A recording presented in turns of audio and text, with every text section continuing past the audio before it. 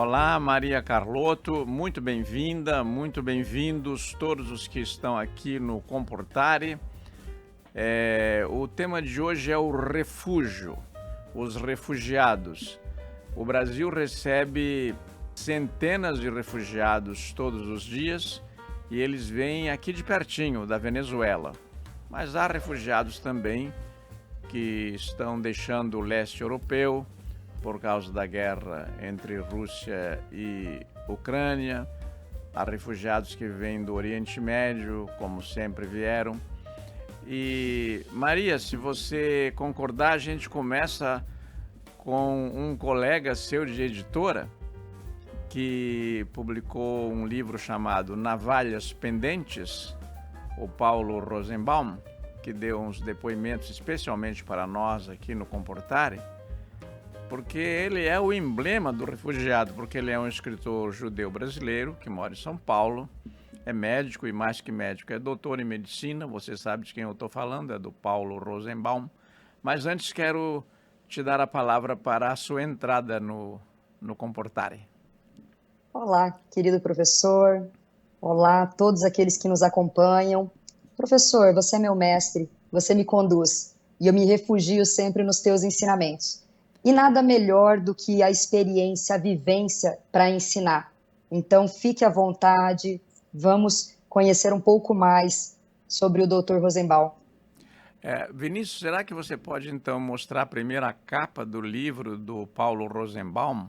Está aí, ó, Navalhas Pendentes, Paulo Rosenbaum. Ali numa das orelhas do livro está a carinha dele, muito sério. O Paulo, ele é uma grata revelação para mim. Eu conheci sua literatura e a pessoa dele graças a uma professora e uma intelectual altamente qualificada, que é a Lisley Nascimento, de Minas Gerais.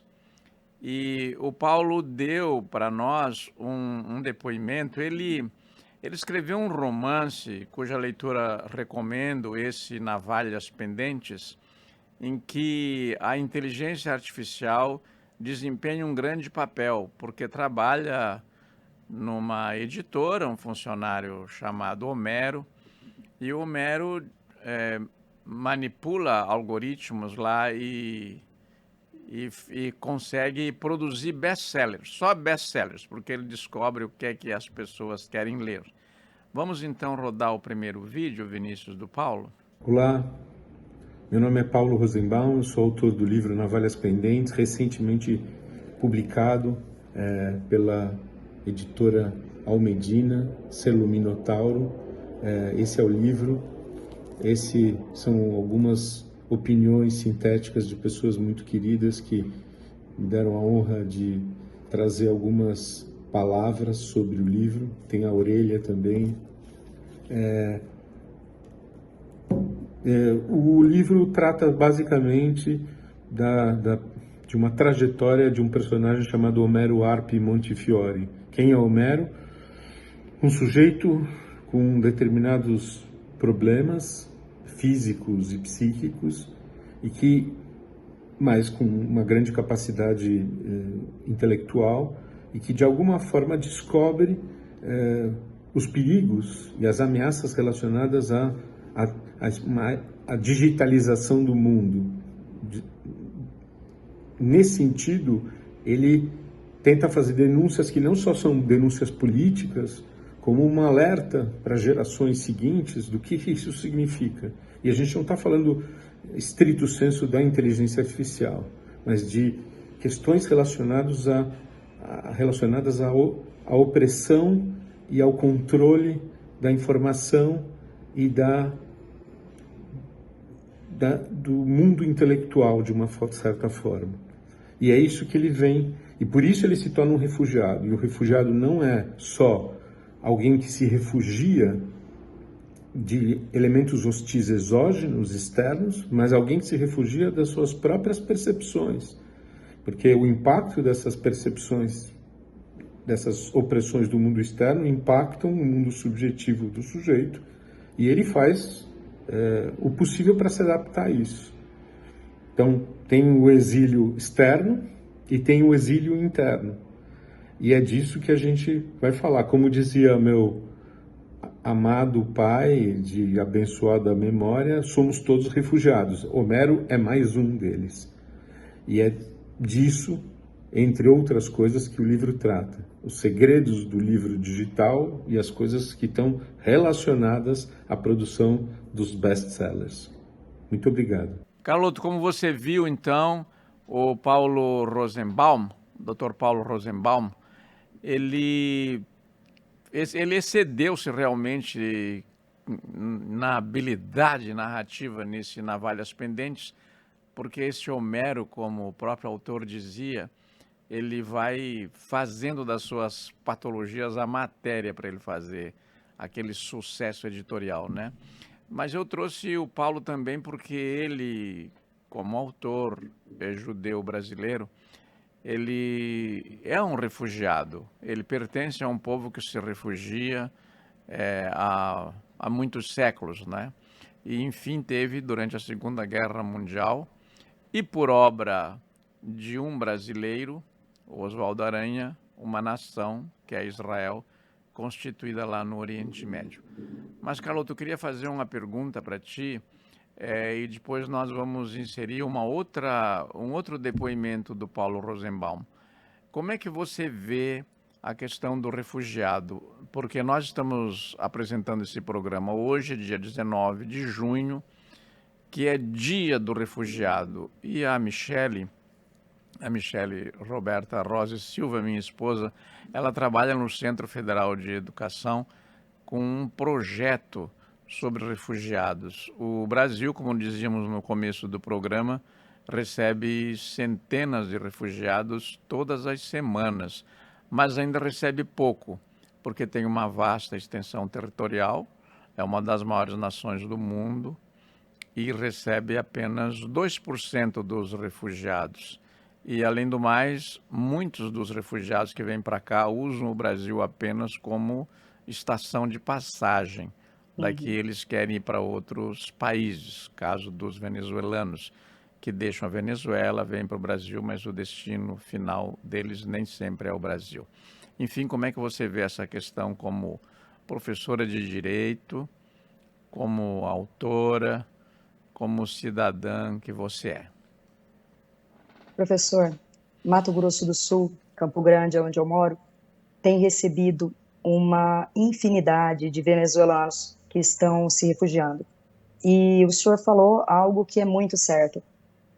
Muitos, a maioria, estão apenas de passagem. Nós temos visto aqui no Mato Grosso do Sul, assim como em vários outros estados do Brasil, você vê as pessoas empregando, né, dando emprego para esses refugiados. Mas uma grande parte deles ainda, infelizmente, está na rua, está em situação de abandono, situação de rua. Aqui em Campo Grande aumentou muito o número de refugiados, principalmente nos sinaleiros. E é muito triste ver a quantidade de crianças que estão com seus pais.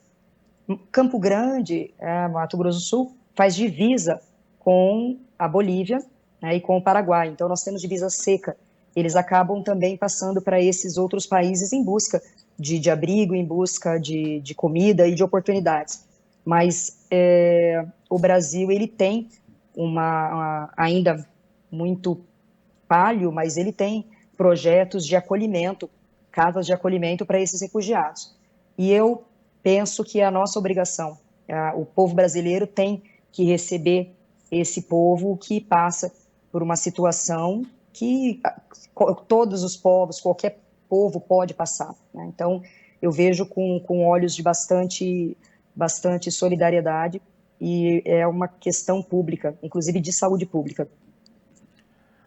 Pois é, eu tenho notado, e convido os que estão nos assistindo a notar também, que, por exemplo, o Brasil tem vários falantes de espanhol, a começar por técnicos de futebol, né? Ontem o Internacional de Porto Alegre jogava e eu estava prestando atenção ao modo como o técnico Kudê pronuncia as palavras. E fiquei pensando, puxa, os jogadores já têm dificuldade de entender a linguagem dos técnicos. Ele ainda fala aquele portunhol, acho que ainda fica mais difícil. E nos restaurantes também é frequente que o garçom tenha um sotaque espanhol. E isso é indicador de que, pelo menos dos países da América Latina, os mais vizinhos, o Brasil faz, os mais próximos, o Brasil faz fronteiras com muitos países, em alguns lugares tem tríplice fronteira, não é? E estão entrando para o Brasil vários refugiados ou não. E outros se refugiaram agora, por exemplo, na Argentina, como é o caso desses do dia 8 de janeiro que procuraram a Argentina. São 65 pessoas. Agora, Maria, e os que estão nos assistindo, o refugiado, ele não busca um lugar para ficar para sempre, né? É claro que ninguém está aqui para sempre, a começar por todos nós, né? Não estamos aqui para sempre. Mas o refúgio é realmente uma acolhida provisória ou você vê o refúgio como uma saída que pode ser permanente? Del, eu acho que toda pessoa, ela busca o seu lugar, a sua pátria, a sua querência. Com certeza, essas pessoas não estariam mudando para outros países, fugindo, abandonando tudo, se elas não estivessem procurando apenas salvar suas vidas e os filhos, proteger os filhos. Então, eles devem sim querer voltar. Aqueles que vieram e que aqui ficaram e que fizeram vida aqui não são os refugiados, né? São aqueles que vieram em busca de melhor oportunidade. Os italianos, os árabes. Aqui em Campo Grande, a nossa comunidade, ela é muito grande, muito mesclada. Mas aquele que sai do seu lugar, do seu país, da sua casa, fugindo de uma situação econômica, de uma perseguição, de uma guerra, ele, com certeza, ele quer voltar para resgatar aquilo. Ele não está saindo por uma escolha. Então, a querência, o local onde você tem amor. Por isso que eu imagino que seja passageiro, não fixa a raiz. Eu gostei muito da sua lembrança do Oriente Médio e dos imigrantes sírios e libaneses que vieram para o Brasil. Aliás, construíram grandes hospitais e referências de hospitais, como é o Hospital Sírio-Libanês. E eu queria lembrar que o Emil Farhat, ele publicou um livro hoje pouco lido que se chama Dinheiro na Estrada, em que os filhos de uma senhora chamada Khatib vêm um a um para o Brasil. Então vem um e não escreve para ela. Ela manda o segundo filho. O segundo filho também não escreve, ela manda o terceiro. Faz lembrar um fado da Amália Rodrigues, que diz que o primeiro se perdeu, o segundo pediu licença para o rei, e o rei autorizou que ele fosse em procura daquele outro, mas ao terceiro o rei negou, porque nem o primeiro nem o segundo voltou. E que esse terceiro então fica vagando, né, meio perdido. E só depois, no desfecho do romance de Dinheiro na Estrada, é que o leitor fica sabendo que os filhos respondiam às cartas, mas as cartas não chegavam. Iam se acumulando, chegaram com atraso e se acumularam lá no porto. E só quando o terceiro filho volta para Beirute, para o Líbano, é que ele vê que as cartas não tinham, não sei se é o Líbano ou a Síria, mas eram imigrantes daquela parte do mundo. E é um romance de Dinheiro na Estrada que eu queria recomendar por essa presença sírio-libanesa no Brasil. Mas eu queria trazer aqui uma surpresa para você. Olha aqui quem se refugia também lá naquele morro, aquele gigante em busca de quem a menina sobe com a mochila às costas. Ele também não está refugiado e não está convidando nesse diálogo com a menina a buscar esse refúgio ou a cuidar da natureza de modo que ela possa servir de proteção e refúgio para o ser humano, porque refúgio é proteção, né, Carlota? buscamos refúgio junto aos pais quando somos pequenos, depois procuramos refúgio na nossa família que formamos e mais tarde refúgio nas pessoas que nos conduzem por essa caminhada. E é em ti que busco sempre refúgio, meu mestre. E esse gigante, ele está lá sim, ele está em cima do morro. Eu costumo dizer que a história é real, porque o lugar existe, a menina existe, o morro existe, a fazenda chama Carolina. E o gigante existe, porque foi ele quem inspirou.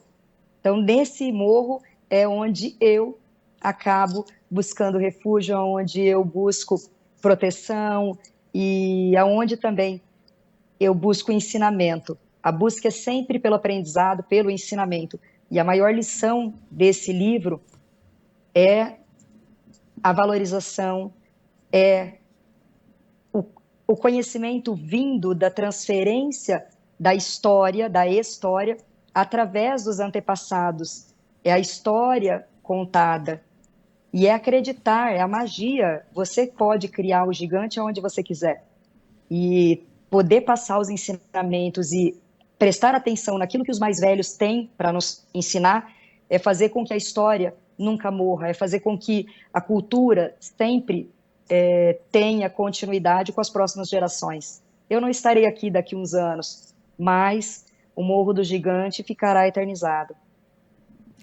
Enquanto o Vinícius vai mostrar para nós a próxima ilustração do Morro do Gigante, eu vou ler a parte que ele vai mostrar da menina com a mochila na mão e subindo, aliás, a caminho do morro, né?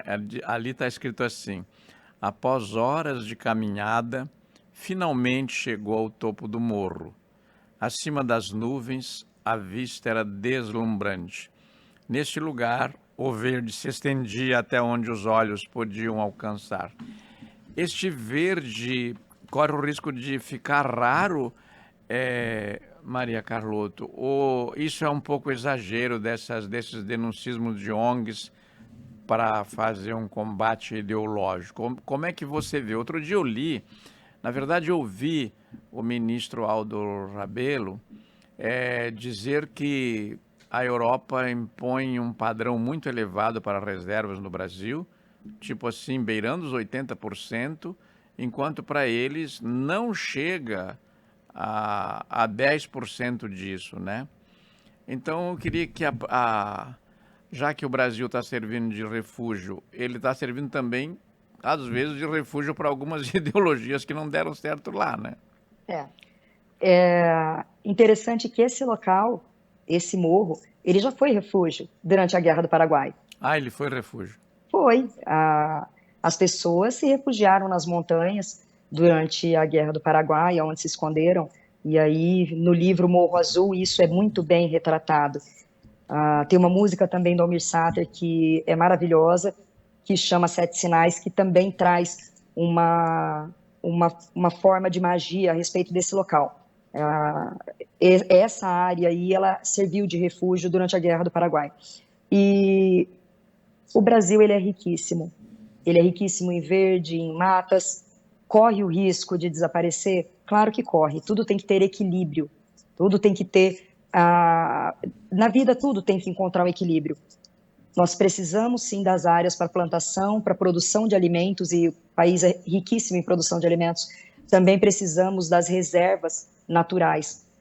Podemos chegar num ponto de equilíbrio, mas impor ao país uma reserva acima daquilo que aquilo que seria necessário para a nossa manutenção como ser humano, compensando aquilo que está faltando nos outros países, principalmente os países mais ricos, é penalizar o nosso país. Mas nós, apenas nós, precisamos encontrar esse equilíbrio onde a produção de alimentos ela continua servindo a população. Eu não gosto desse discurso de que vai acabar o verde, então vamos acabar com os produtores, agricultores, os pecuaristas. Não é dessa forma. Nós precisamos comer, o alimento vem de algum lugar. O leite não vem de dentro da caixinha. A ervilha não vem de dentro da latinha. Ela vem do pasto, ela vem do plantio. Então, o Brasil ele precisa sim continuar produzindo, mas precisamos também fazer o manejo consciente. E esse local onde essas fotos foram tiradas é dessa forma mesmo. Existe a proteção do meio ambiente fazendo a rotatividade e o manejo do gado de forma consciente, sem que haja o desmatamento exacerbado. Bem, nós estamos caminhando para o final do nosso programa, que depois vai terminar com a inserção de mais um depoimento do Paulo Rosenbaum, do seu livro Navalhas Pendentes. Eu queria, ao dar a palavra para Maria Carlotto encerrar, dizer antes que eu quero recomendar a leitura do Morro do Gigante, da Maria Carlotto, que é uma história infanto-juvenil deliciosa e com um tema atualíssimo, que é o tema do meio ambiente, dos cuidados que devemos ter com a natureza e agora um cuidado ainda maior, porque nós estamos recebendo castigo, né, por não ter feito os deveres para casa, para cuidar direito do meio ambiente, de que é exemplo recente a tragédia do Rio Grande do Sul, especialmente o transbordamento do Rio Guaíba, e lembrar também, recomendar também a leitura do livro Navalhas Pendentes, em que o Paulo Rosenbaum conseguiu fazer, nas intervenções deles, fica bem claro, uma ligação muito feliz entre a inteligência artificial, que é uma ferramenta para ajudar a resolver todo tipo de problema, quase todos, né? E recomendar a leitura desses dois livros. Muito obrigado, Maria Carlotto, e a palavra está com você para a nossa despedida, e depois termina com um novo vídeo que o Vinícius Fernandes vai inserir, do Paulo Rosenbaum. Eu me despeço de todos com o coração transbordando de alegria, de agradecimento, de acolhimento. Não vou nunca me cansar de te agradecer, meu querido mestre, por possibilitar aflorar tudo isso. E se esse livro existe, o Morro do Gigante existe, é graças a você. Muito obrigada. Você é o gigante, sem dúvida nenhuma. Você é o gigante de muitos escritores como eu, como o Rosenbaum. Um abraço para todos. Até breve. Bem, estamos aqui para divulgar o livro, né, que tem essa capa com várias pessoas importantes e queridas falando, enfim, dando seus pareceres sintéticos sobre a obra. Homero, o personagem Arpi Montefiore, o personagem principal do livro, ele é um refugiado. Por que ele é um refugiado? Porque ele descobre coisas muito significativas sobre o que está acontecendo não só nos bastidores da indústria do livro, mas sobre os perigos relacionados ao mundo digital. Não é exatamente uma teoria conspiratória, mas é, de uma certa forma, um alerta não como denúncia política pura, mas como uma espécie de expressão das preocupações do homem contemporâneo em relação a um porvir que é incerto e por isso ele é um refugiado. O refúgio, como dizia meu pai, de abençoada memória, somos todos refugiados, num certo sentido. O refúgio não é só o movimento no sentido de se proteger de um regime político ou de um sistema, isso também, ou de uma guerra, ou de um conflito armado, ou de uma opressão, mas também e principalmente, eu diria, da própria condição humana que, em função dos dilemas éticos, morais, espirituais e dos problemas relacionados às inter-relações humanas, ele obriga, ou de alguma forma instiga o homem a se defender. E como ele se defende? Em refúgios, que podem ser refúgios subjetivos, internos, recônditos, ou pode ser um refúgio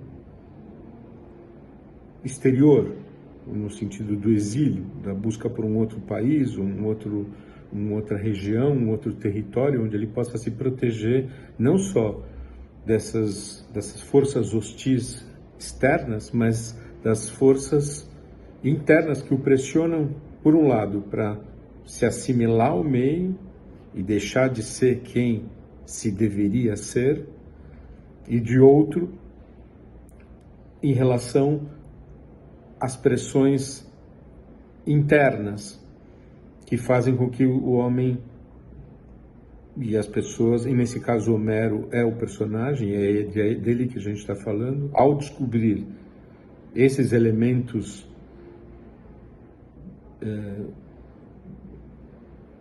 externos e as repercussões que esses elementos externos hostis têm sobre a sua subjetividade, sobre a sua vida interior, o obrigam a se refugiar.